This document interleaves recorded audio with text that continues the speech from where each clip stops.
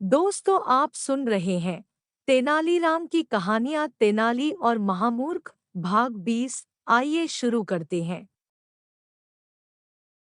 राजा कृष्णदेव राय होली का उत्सव बड़ी धूमधाम से मनाते थे। होली के दिन मनोरंजन के अनेक कार्यक्रम विजयनगर में होते थे। प्रत्येक कार्यक्रम के सफल कलाकार को पुरस्कार देने की व्यवस्था भी होती थी। सबसे बड़ा तथा सबसे मूल्यवान पुरस्कार महामूर्ख की उपाधि पाने वाले को दिया जाता था।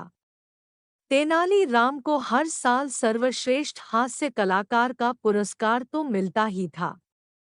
अपनी चतुराई और बुद्धिमानी के बल पर प्रतिवर्ष महामूर्ख भी वही चुना जाता था। इस तरह तेनाली राम हर वर्ष दो दो पुरस्कार अकेले हड़प लेता था। इसी कारण अन्य दरबारियों को प्रतिवर्ष ईर्ष्या की आग में झुलसना पड़ता था। इस साल अन्य दरबारियों ने फैसला कर लिया था कि इस बार होली के उत्सव पर तेनाली राम का पत्ता ही साफ कर दिया जाए। उसके लिए उन्होंने एक तरकीब भी खोज ली थी। तेनाली राम के प्रमुख सेवक को पढ़ा सिखाकर उसके द्वारा तेनाली राम को छक्कर भंग पिलवा दी गई। होली के दिन इसी कारण तेनाली भंग के नशे की तरंग में घर पर ही पड़ा रहा। दोपहर बाद जब तेनाली राम की नींद खुली तो वह घबरा गया और इसी घबराहट में भागता भागता दरबार में पहुंच गया। जब वह दरबार में पहुंचा तब तक उत्सव में आधे से अधिक कार्यक्रम संपन्न हो चुके थे। राजा कृष्णदेव राय उसे देखते ही डरकर बोले, अरे मूर्ख तेनाली राम जी, आज के दिन भी भंग छान कर सो गए। राजा ने तेनाली राम को मूर्ख कहा तो सारे दरबारी प्रसन्न हो उठे। उन्होंने भी राजा की हाँ में हाँ मिलाई और बोले, आपने बिल्कुल सत्य ही कहा महाराज। तेनाली राम मूर्ख ही नहीं बल्कि महामूर्ख है।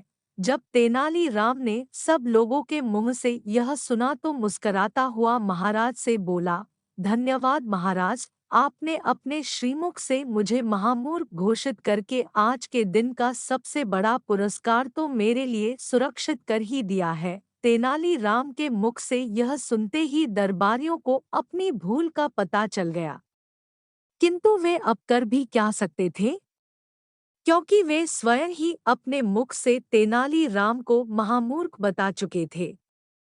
होली के अवसर पर महामूर्ख का पुरस्कार तेनाली राम हर साल की तरह फिर झपट ले गया। आपको ये कहानी कैसी लगी, आप हमें कमेंट करके ज़रूर बताएं और अच्छी अच्छी कहानियाँ सुनने के लिए आप हमारे चैनल को सब्सक्राइब ज़रूर करें।